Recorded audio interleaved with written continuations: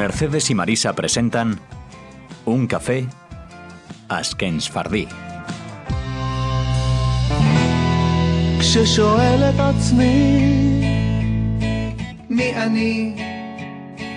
Según la definición de la RAE, Real Academia de la Lengua, futuro es lo que existirá o sucederá en un tiempo posterior al presente. ¿Cómo hablar de algo así? Pues con los pies en la tierra y basándose en hechos reales, como lo hace nuestro invitado de hoy a Un café Ashken Sefardí. Se trata de don José Vendán Pinto, experto en materia de educación, interesado por un amplio campo de la cultura. José ha trabajado en comunicación, publicidad y hoy imparte clases de comunicación empresarial en una universidad norteamericana radicada en Madrid. Él es licenciado en Sociología y también en Ciencias Políticas por la Universidad de Tel Aviv y máster en Relaciones Internacionales. Que este máster lo estudiaste en Nueva York. Correcto. José, vamos al grano. ¿Por qué consideras que la cultura es una barrera en un mundo sin fronteras? Bueno, pues hola. Y empezamos fuerte. Sí, empezamos fuerte. Pues vivimos hoy en un mundo que es globalizado. Básicamente es un mundo sin fronteras. Tú compras hoy algo y prácticamente te lo pueden enviar a cualquier parte del mundo. Yo soy de la generación que vimos los primeros teléfonos y antes cuando era una conferencia, pues siempre decían conferencia y ahora puedes hablar con cualquier lugar del mundo sin ningún coste, puedes enviar un correo a cualquier lugar del mundo. Entonces vivimos realmente en un mundo globalizado, pero queda una barrera, que es la cultura. ¿Por qué es la última barrera? Pues simplemente como lo han descubierto las empresas, que es al final la vida real. La mayoría de los fracasos empresariales de las empresas occidentales en Asia ha sido por la incompetencia cultural, por la poca falta de sensibilidad con respecto a la cultura. Y por eso sigue siendo una importante barrera. ¿Tú crees que, esta pregunta no la tenemos? Perdona, si queréis, a lo mejor lo puedo dar con algún ejemplo. Sí, sería bueno. Sí, porque así es mucho más sencillo. Por ejemplo, una empresa muy importante energética norteamericana pues tuvo un contrato con la India. Y claro, como es una empresa occidental, lo que quieren es firmar el contrato lo antes posible, con detalles, y se acabó. Y lo firmaron el contrato pensando que ya podían abrir la botella de champán y como a los pocos días la sociedad india, a pesar de haber firmado el contrato, dijeron que lo cancelan porque su percepción es que todo había demasiado rápido. Y entonces no tenían ninguna confianza con esto. O también, por ejemplo, en China, que es el segundo mercado hoy en día del mundo, y es muy importante ahí conocer la idiosincrasia china a la hora de hacer negocios. Porque un contrato básicamente no te protege como en Europa, que es lo que todo el mundo va a firmar el contrato. De hecho, yo conozco el caso de un empresario que estaba encantado de firmar el contrato con su homólogo chino y el chino le firmó todo el contrato, lo que quisiera, y solo después de conocer al empresario entre mucho tiempo rompió el contrato delante de él y dice, ahora ya confío en ti, ahora sí que podemos hacer negocios. La confianza como punto. Otra cosa que tendemos a asumir en un mundo global es que, bueno, yo puedo ir a otro país, hablo el mismo idioma y no hay ningún problema. Craso error. Como han descubierto los españoles que van a Argentina, me ocurrió a mí, por ejemplo, y entonces dices que vas a coger un avión y entonces pues despiertas la hilaridad general. Así como, por ejemplo, el inglés. Por ejemplo, para un inglés decir to table algo es que quieres discutir. Y sin embargo, para un norteamericano decir exactamente la misma palabra significa lo opuesto, que no quieres discutir. Entonces, claro, eso pues en una reunión de negocios pues también puede crear una perplejidad. José, estábamos hablando, ahora quiero hablar un poco más del mundo donde estás muy involucrado, es en el mundo de la educación. Sí. ¿Cuáles son los retos que plantea una correcta educación para un futuro dominado por robots? Bueno, es una pregunta estupenda. Recientemente estaba con un conocido y yo creo que dijo la frase más interesante al respecto, que es estamos enseñando con una metodología del siglo XIX, con profesores del siglo XX, a alumnos del siglo XXI. Y ese es el gran reto que tenemos ahora mismo, porque curiosamente en una macroencuesta que ha hecho Gallup en Estados Unidos, preguntando a los principales responsables de las universidades en Estados Unidos, el 94% decía que ellos estaban preparando adecuadamente a los alumnos para el mercado laboral. Le hicieron la misma encuesta a los empresarios y dijeron que solamente un 14% creían que las universidades estaban preparando adecuadamente a los alumnos para el mundo laboral hoy en día. Es un disparate y que lo estamos viendo cada vez más. Entonces yo creo que el principal reto que tiene la educación hoy en día es cómo preparar a los alumnos para un mundo donde la educación va a ser constante. Ya no es como antes, que tú eras estudiante en una etapa de tu vida, aprendías una serie de conocimientos y después los aplicabas. No. Hoy ya estamos hablando ya de la educación de por vida, cada vez más importante, y es lo clave en un mundo que cada vez va a estar más dominado por robots. De hecho, hay un estudio la mayoría de los estudios coinciden, pero el de los más importantes que yo conozco es que de aquí al 2025, que esto ya está aquí, esto es mañana, el 52% de los trabajos lo van a tener robots. Impresionante. Bueno, y de hecho ya está ocurriendo.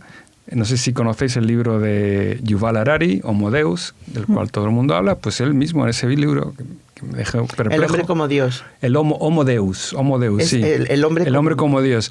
Ya en ese libro refleja que hoy en día, no esto ni dentro de 5 años ni 10 años, un consejero de una empresa en Japón ya es un robot. ¿Y cuál es el problema? Que claro, el problema es que si un consejero es un robot que tiene una capacidad de procesar un montón de información, ¿qué es lo que pasa? Él también solamente tiene un voto en el consejo. ¿Pero qué es lo que pasa? ¿Qué puede pasar? Que el resto de los consejeros van a esperar a ver qué vota el robot. Ya, este sabrá más que yo. Y votarán igual. Y ese es un problema que también veo de cara al futuro. Bueno, llegará un momento, digamos, en que la sociedad será muy cómoda porque habrá robots que hagan a robots también. También.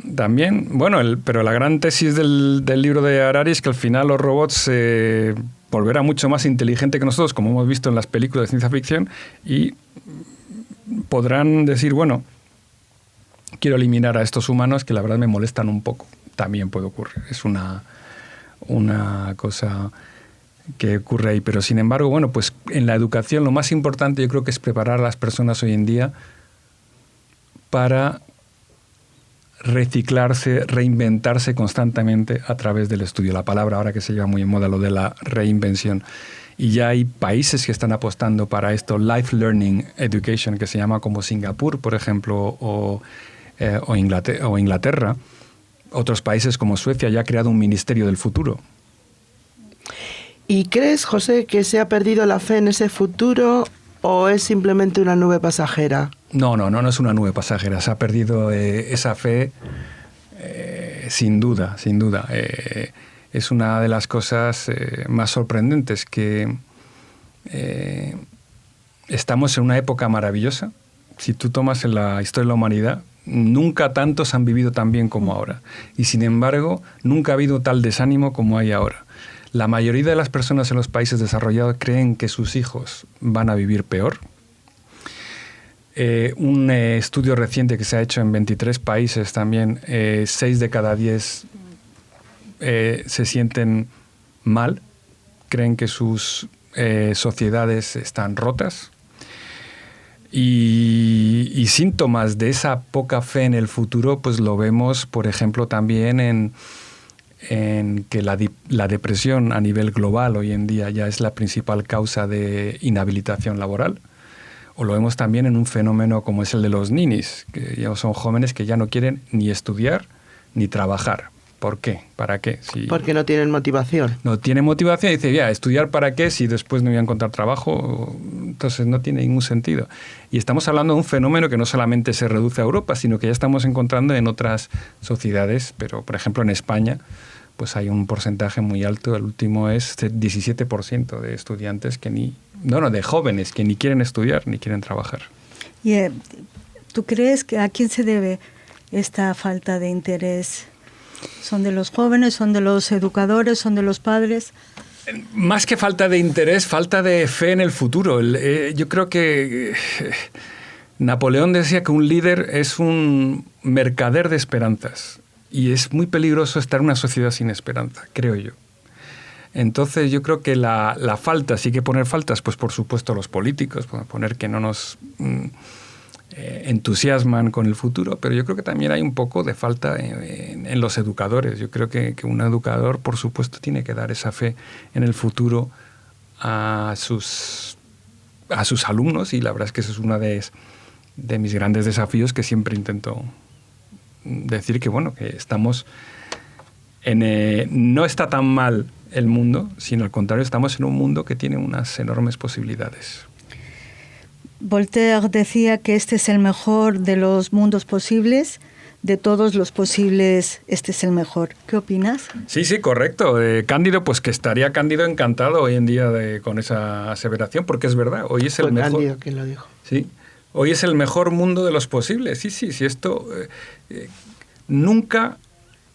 somos 7.000 millones de seres humanos en este planeta. Yo crecí en una época que decía que cuando llegáramos a 5.000 esto era un colapso. Nos íbamos todos,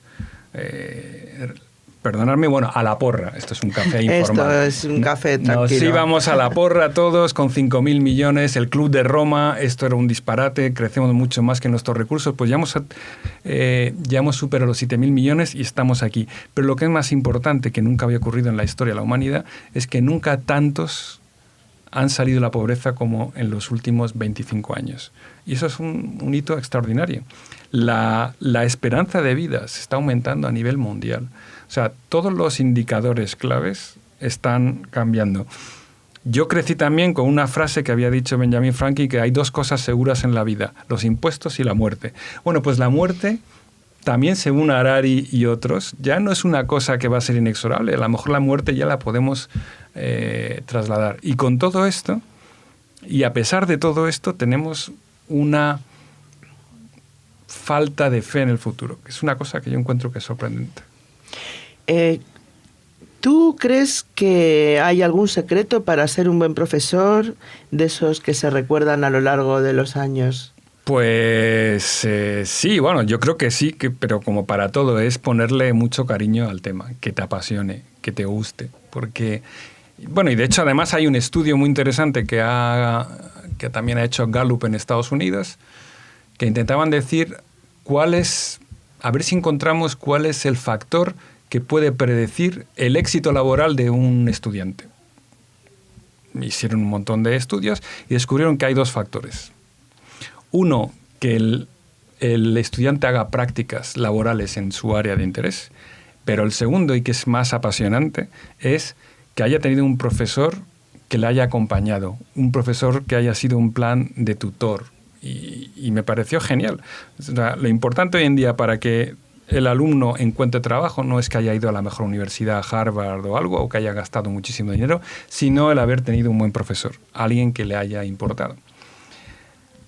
Y la verdad es que yo, también lo he visto yo por mi experiencia, que la cosa que más me agrada, que yo te había sido en contacto con alumnos que ya enseñé hace 5 o 6 años, pues cuando ellos me ponen al día de sus avances en la vida y todo, no hay cosa que me agrade más.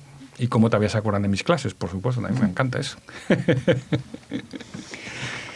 ¿Y cuál sería la actitud del alumno ideal? Pues la actitud del alumno ideal para mí es que no pierda la curiosidad, que sea una persona curiosa, que sea una persona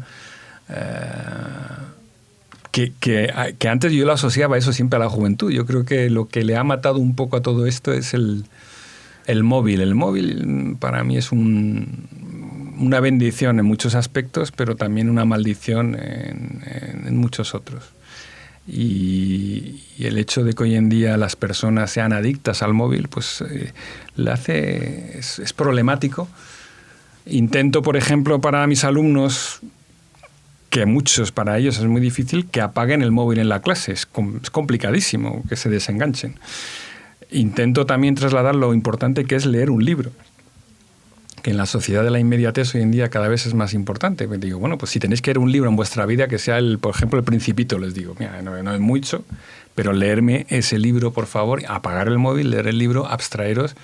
De hecho, recientemente estaba viendo también un estudio de cómo el cerebro realmente es una explosión de emociones cuando lees un libro, que no tienes con el móvil. Perdona, no, quería comentarte que tú hablas de la lectura de un libro, de un libro, físico, ¿no? físico. Soporte papel. Lo que era la capacidad de abstraerse que teníamos antes, cuando tú lees un libro te abstraías completamente y imaginabas esa persona, imaginabas el entorno. Y eso lo hemos perdido. Una persona hoy en día de media está viendo su móvil 150 veces al día. Entonces, claro, esto es trágico. El problema es que hoy día también no te puedes el móvil te da esa posibilidad de la lectura. Pero no te puedes abstraer, y yo sí que recomiendo abstraerse. Y digo, por ejemplo, en ese sentido, pues mira, el judaísmo después de tantos años se está convirtiendo en una religión moderna, en el sentido de que aquellos que son religiosos, un día a la semana, que es lo que ahora mismo preconizan los psicólogos a las personas que son adictas, pues un día a la semana que desconecten el móvil. Pues ya. Tenemos en la memoria una frase de Stephen Hawking que habla de la innegable capacidad de la humanidad para su propia destrucción. ¿Cómo valoras tú el camino emprendido por la humanidad hasta ahora? Pues como optimista incurable, pues lo valoro bien. Tiene toda la razón. Desde el siglo XX la humanidad ha tenido la posibilidad de destruirse, sin duda. Ya, aquella famosa frase de cuando preguntaron a Albert Einstein cómo sería la Tercera Guerra Mundial. Dice, la Tercera Guerra Mundial no lo sé, pero la cuarta la vamos a pelear con palos y piedras, porque volveríamos a la nada. Y ese riesgo, por primera vez la humanidad tenía la posibilidad de aniquilarse completamente desde el siglo XX. Y no lo hemos hecho. Y todavía estamos aquí y somos más que nunca y vivimos mejor que nunca. Luego, si lo ves en perspectiva, pues por supuesto hay muchos riesgos, pero soy razonablemente optimista de que estamos en el mejor mundo de los posibles. Pues se nos acaba el tiempo. Nos gustaría agradecerte que estés aquí en Radio Sefarad. También nos hubiera gustado poder continuar charlando contigo. Es un placer escucharte. Gracias a los que nos han acompañado desde cualquier lugar del mundo. Seguimos fieles a nuestra cita quincenal aquí en Radio Sefarad.